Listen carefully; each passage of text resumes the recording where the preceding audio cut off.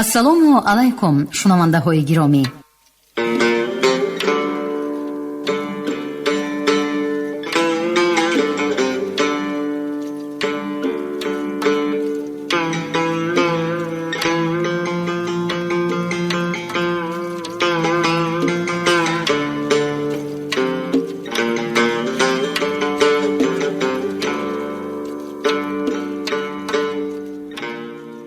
ба таваҷҷӯҳи шумо идомаи силсила гуфтори хонишҳои бадеӣ аз рӯи рамани сегонаи нависандаи халқии Тоҷикистон Ҷалол Икромӣ, духтари Оташ, 12 дарвозаи Бухоро ва тахти вожгон. шунавандагони арҷманд, акнун ба қироати қисми дуюми рамани сегонаи Ҷалол Икромӣ 12 дарвозаи Бухоро оғоз менамоем. ҳоло гуфтори 42-ро аз рӯи ин раман бишнавед. ровӣ Ализода Абдурашид Хоҷамқул. қисми 17.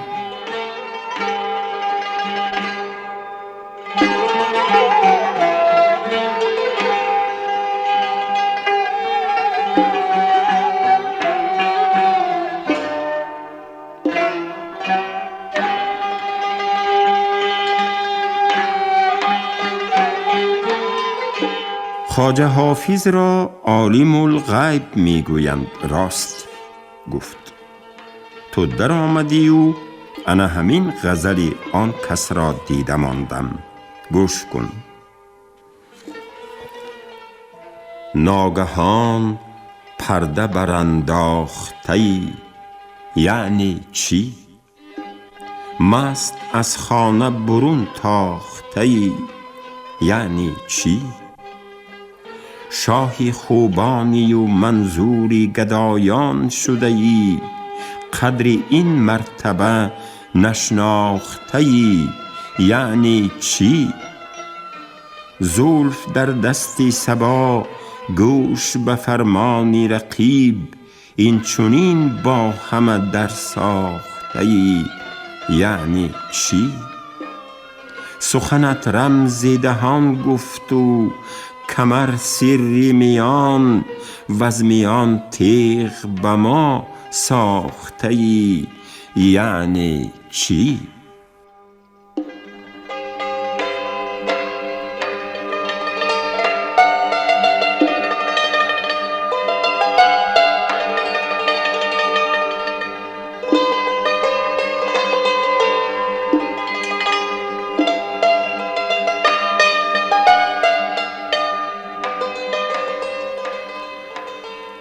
فیروزه به معنای شعر و رمز آیم الله خود پی برده سر خم کرد و گفت: حقیقتاً خواجه حافظ غیب دانند، لیکن به هر کس غیب دانی نمی کنند.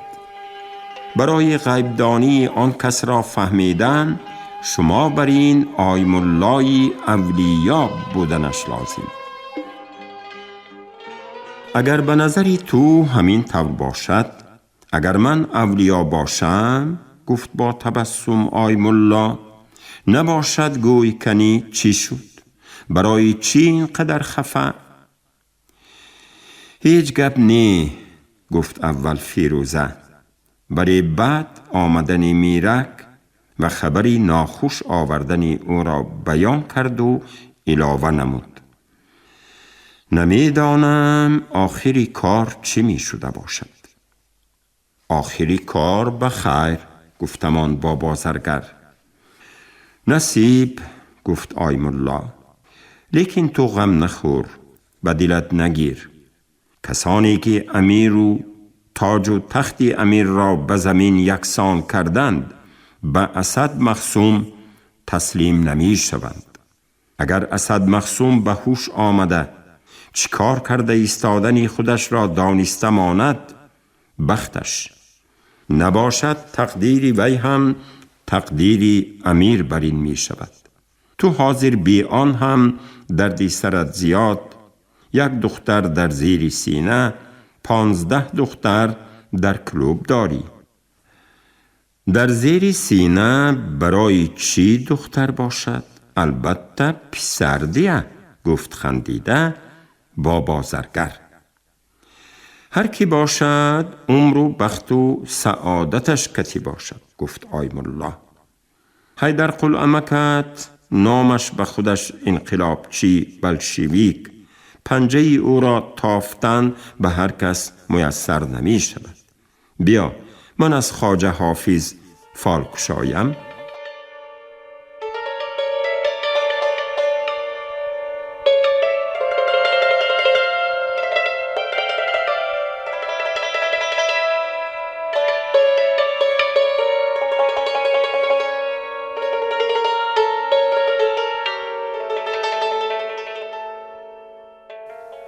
همین طور در صحبت آیم الله شیرین کلامی خود فیروزه خیلی سرگردان و سبک شد.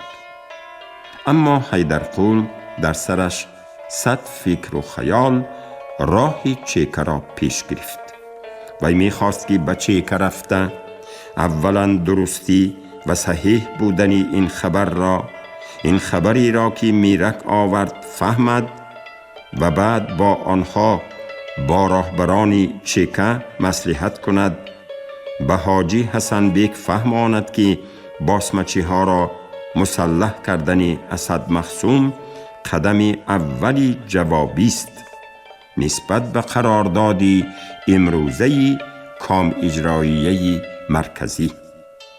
اگر همین طور ماندن گیرند، پگه فردا اسد مخصوم به بالای سر می براید و بعد علاج دفع آن مشکل می شود. در چیکه حاجی حسن بیگ نبود. حیدرقل به کابینت فیادرف در آمد که وی با 2-3 نفر از مدیران شعبه هایش صحبت می کرد. مرحمت رفیق حیدرقل، گفت نیکلای فیادرویچ، از گپی نو خبر دارید؟ نه، گفت حیدرقل که به فکر و خیال خودش بند بود. رئیس ما را ناخواست از کار گرفتند، گفت نیکلای فیادرویچ. حاجی حسن بیگ از عهده کار نبرآمده است. خیر، عجیب، گفت حیدرقل یک بار حیران شده. بجایش کی؟ بجایش عالم جان امینف تعیین شده است، لیکن هنوز به کار نآمده است. به دل حیدرقل یک نسیم فارم وزیدگی برین شد. آن پرده تیره نومیدی که پس از مجلس ریوکام و شنیدن خبری مسلح کنانیده شدن باسمچی ها هستی او را پیچیده گرفته بود، از تأثیر این نسیم قدر چاک شدگی برین از دور هم باشد یک روشنی امید میلتاس زدگی برین شد. این ناخواست؟ پرسید حیدرقل. کدام عاقل در این راه قدم اول را پرتافته باشد؟ با قراری شورای ناظران بودگی است. ها، گفت فیادرف، دیروز شما نبودید. گفتند که کاری اسد مخصوم کتی بند بودید. این مسئله در مجلس غیر نوبتی کاتبات سیکه حل شد. موی سفید به این کار مناسب نبود. هم خودش عذاب می کشید، هم کارها رسوا شده بود. عالم جان باید کار را به دست گیرد، گفت حیدرقل و به مقصد گذشت. رفیق فیادرف، شما از قرار امروزه کام اجراییه خبر دارید؟ خبر دارم. پس از همین قرار رفته باسمچی ها را مسلح کرده است، فهمیدید؟ ها، خبر دارم، گفت فیادرف.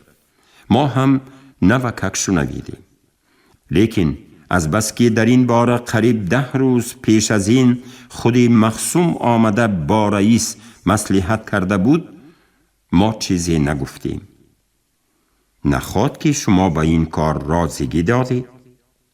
رازگی نداده چی می کردیم؟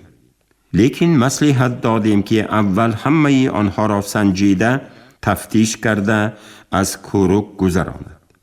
البته وی می گوید که تفتیش کرده دیدم، آموختم. بی شبهه این نادرست. البته در تفتیش و کوروکی باسمچی ها آدمانی چیکه باید اشتراک می کردند. من گفتم لیکن رئیس این کار را به خودی وی سپارید و باوری اظهار نمود. نقض نشده است که می داند با چی مقصد و چگونه آدمها را وی بازگشته مسلح کرده باشد. می ترسم که همین خیل قوه عکسی انقلاب را به اطرافش خون کرده یک روز به سر خودی ما هجوم سر نکند. فیودروف سر جنبانید و کمی خاموش ماند. آن شبهه و ناباوری که نسبت به اسد مخصوم در حیدرقل پیدا شده است در او هم کم و بیش بود، لیکن تا به این درجه رفتن، یعنی بر ضد حاکمیت شورایی سر برداشتنی او را تصور کردن نمی توانست. بنابراین گفت: من گمان نمی کنم که اسد مخصوم مقصد ضد انقلابی داشته باشد، لیکن منمنی، کلانگری، هوا بلندی و یک درجه اوباشی دارد. وظیفه ما و شما همین که از وی خبردار شده به شاخش زده ایستیم. چه خیل به شاخش میزنیم که وی سرش را اینقدر بلند دارد. مشکلی وظیفه ما و شما انا در همین است. آن هر دو هم دقیقه خاموش ماندند. حیدرقل که نسبت به اسد مخصوم هیچ باوری نداشت از این صحبت ملول شد. وی در حقیقت می دید که برای فیودروف را به عقیده خودش برگردانیدن در دستش یگان سند، یگان دلیل و برهان ندارد. معلوم می شود که اسد مخصوم با وجودی همه بدتاری و رذیلیش خیلی فریبگری مکار و نازک رفتار هم بوده است. به چیکه و دیگر جاها چنان وانمود کرده است که حتی فیودروف بر این آدم به دسیسه های او درست پی برده نمی تواند. بله، بنابراین است که در کمیته مرکزی اجراییه نسبت به رفتار او بی اهمیتانه نظر کردند. هوا بلند، تند مزاج، کمتر اوباش میگویند و میمانند. دیگر چه علاج؟ یا سند و برهان قطعی یافتن و یا خاموش گشتن میماند و بس. فیودروف از دل و جان میخواست که اسد مخصوم با آن همه خاصیت‌های جنگاورانه و ناترسی که دارد، آدمی بی غل و غش، آدمی فداکاری راه انقلاب باشد. افسوس که در او خاصیت‌های بدی هستند که گفته حیدرقل اگر اهمیت نداده ماندن گیرند، آخران به نتیجه های نامطلوب رسانیدنش هم ممکن است. پس چه علاج؟ من گفت وی نهایت با رئیس نو مصلحت کرده پگاه به دلکشای بیرون می روم و خبر می گیرم. عموماً درباره تربیه و پیشگیری او فکر می کنیم. حیدرقل چی گفتنش را ندانست و از جا برخاست. خیر، رحمت، گفت و به کوچه برآمد. در کوچه از سه سو دامادبری می گذشت. داماد یا که پدری داماد آدمانی بدولت بودند، مگر دامادبری خیلی با شکوه و سیر آدم بود. 4 مشعلی کلانی تنوکگی برداشته می بردند.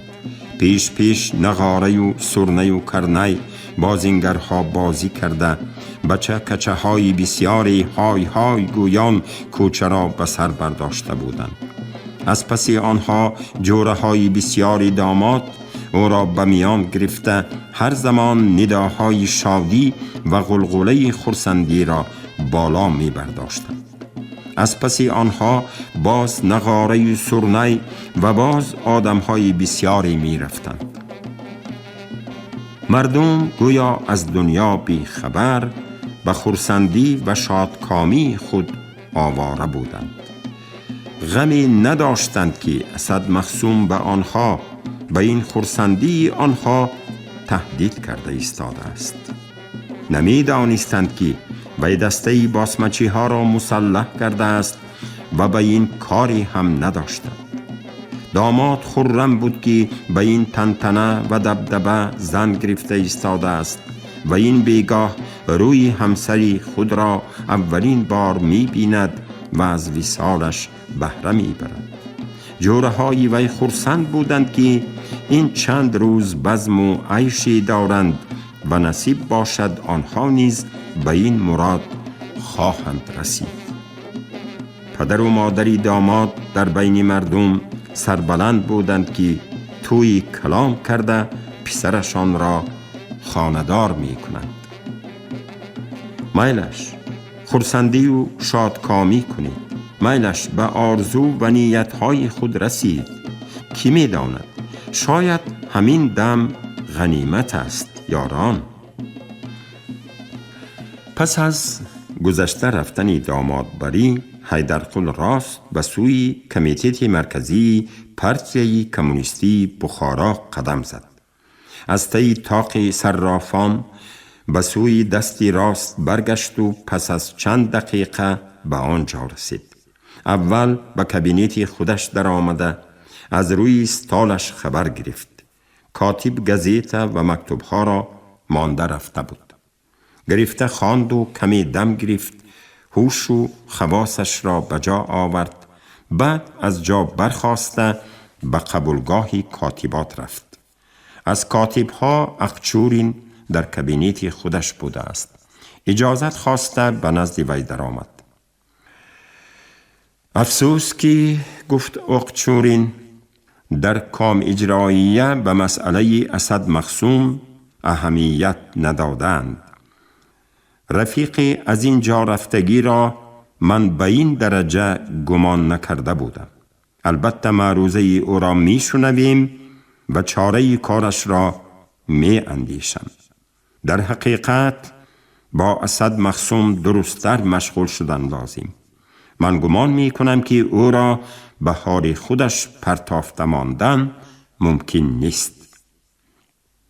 یعنی که چیکار کنیم؟ در نزد وی از طرف کمیته مرکزی یک کمیسر باید باشد که به هر کارش مداخله کرده به شاخش زده ایستد. در آن حال از وی نقص استفاده بردن ممکن می شود. نباشد وی چنان ذات که اندک راهی کج باشد غیجیده می رود. حیدرقل حیران شده بود. اسد مخصوم به کمیسر راه نمی دادگیست، گفت وی. اگر راه دهد هم سر فراوردنش امر محال. شما اسد را می دانید کو؟ گپ به آدمش البته، گفت آقچورین. هرچی طور آدم رفته به شاخی وی زده نمی تواند. من فکر دارم که به این کار بغیر از خودی شما کسی دیگری نمی شود. نه، گفت در حال حیدرقل. اسد در دو دنیا هم با من سازش نمی کند. بیفایده. شما وظیفه شما همین که سازش کنانیم، گفت آقچورین. من در این باره با دیگر رفیقان مصلحت کرده بودم. همه فکری مرا موافق دانستند. امروز شما نمی آمدید، پگاه خودم جیغ زدنی بودم. سپاریش همین طور شد. در اینجا حیدرقل دانست که در کمیته مرکزی الکی آدم ها فکر و مصلحت کرده ماندند و در غم کار بودند. خود همین او را شاد کرد که در حقیقت آقچورین یگانه راهی درست را فکر کرده است. اما نامزدی حیدرقل به این کار ناشودنی است. اسد مخصوم خصوصا پس از مجلسی امروزه با وی قهری و نیلی شده ماند. وی دیگر به هیچ وجه با حیدرقل آشتی نمی کند. درباره این فکری شما من چی گویم؟ گفت حیدرقل. خیلی خرسندم که نسبت به من در کاتبات کمیته مرکزی فکری مثبت هست. اینچنین درباره به حضور اسد مخصوم کمی سر فرستادن مقابلیت ندارم، فکری معقول. لیکن من کتی اسد به هیچ وجه سازش نمی کند.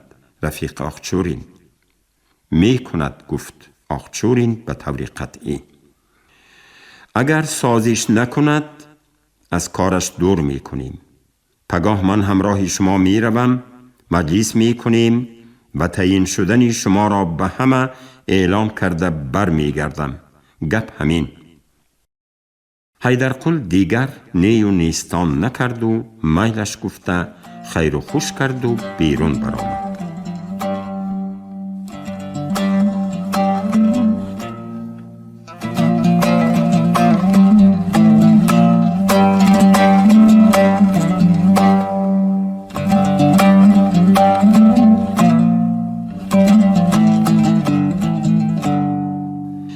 اما در کوچه خودش به خودش سؤال داده حیران شدم. آخر این چه خیل می شده باشد؟ می گفت وی خود به خود، ولی جواب یافته نمی توانست. کوچه ها تاریک و هولانگیز باشند هم حیدرقل پروایی نمی کرد.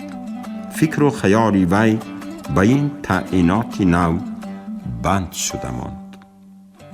در کوچه ها رونده ها تقریبا نبودند. در سری کوچه در پیش یگان مکتب یا اداره فانوسی می سوخت. پاسبانی شقلداق خود را شرقاس زنانده می ماند. دیگر هیچ. خصوصا در پیش پشته قبرستانی بیکرآباد کوچه هولانگیزتر بود. نه یک چراغ، نه یک گذرنده‌ای. از پس دیواری دراز که کوچه را از قبرستان جدا می کرد، قبرها می نمودند که بالایی هم پشته شده رفته بودند.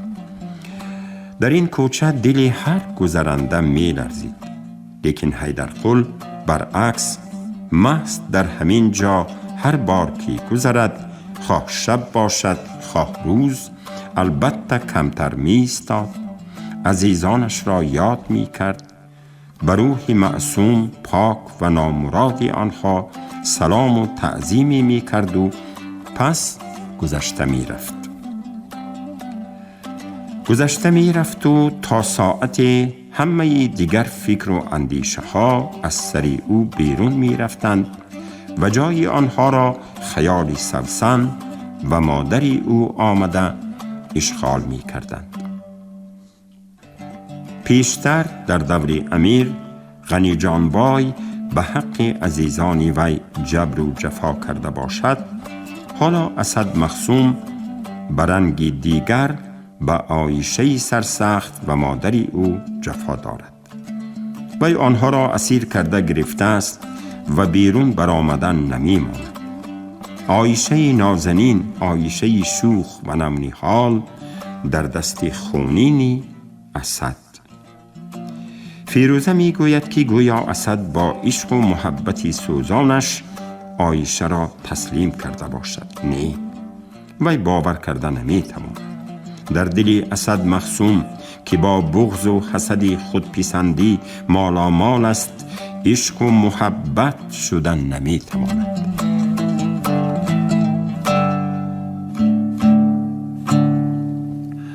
حیدرقل به حولی در آمد و در خانه را گشاده، لمپه دهم را که در تاک خانه بود افروخت و یک نفسی آسوده کشیده به خانه نظر انداخت. همان خانه‌ای که در آن رحمتی دلارام کنیز استقامت می کرد، همان خانه‌ای که در آن فیروزه و عصا توی خود را کردند، همان خانه و حولی قدیمه. حالا در یک آن یک گلیمی نیم داشت، یک کتی سیمین، یک ستال و ستول و مانند همین بعضی چیزهای ضروری زندگی پیدا شده است. حیدرقل شنیل خود را کشیده به میخ آویخت.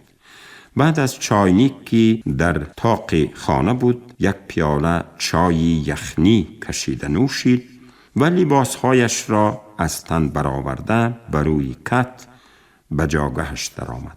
خواست عینک را به چشم گذاشته کمتر گزیده خواند، لیکن خیالش پریشان بود. وی به آخچورین و کاتب کمیته مرکزی چیزی گفتن نتوانست.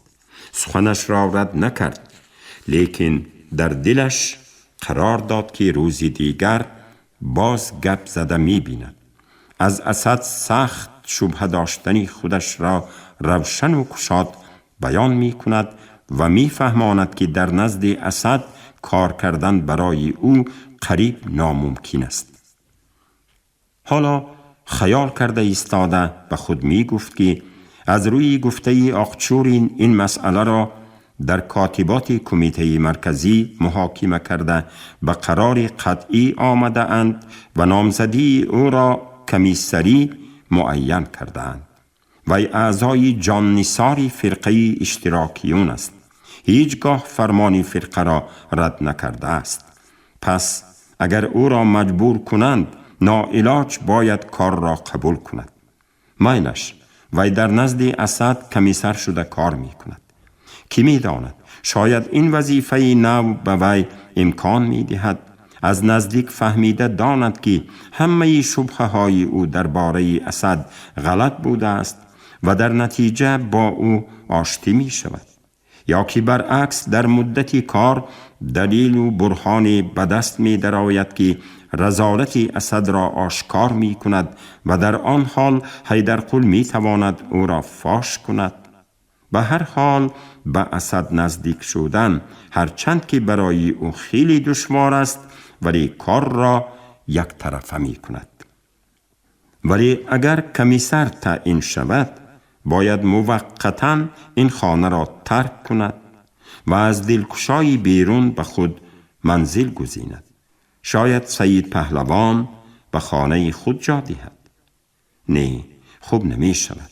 در آنجا با سید پهلوان مناسبتی رسمی می کند. با واسطه وی یگیت‌ها و سرداران قشون اسد را به خود رام می کند. با اسد البته دانسته و با صبر و برداشت معامله کردن لازم. درباره جیانش و خواهرش روزهای اول چیزی نمی پرسد تا که خود اسد گپ نکشاید. آهسته آهسته مرام فرقه را جاری کردن، یچیکه فرقه اشتراکیون تشکیل کردن و اعضایان یچیک را بسیار کردن لازم. همین طور فکر کرده حیدرقل خواب رفت. در خوابش هم همین ماجرای اسد بود.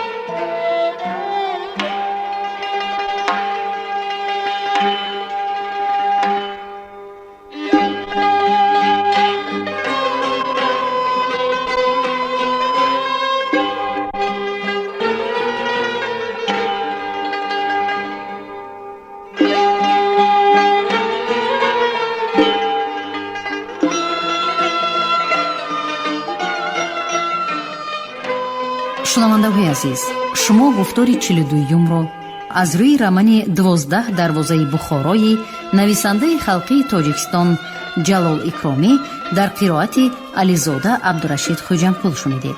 коргардон шералӣ нағзалӣ, садобардор карим толибов. поёни гуфтор аз силсилаи хониши бадеӣ. шод бошед.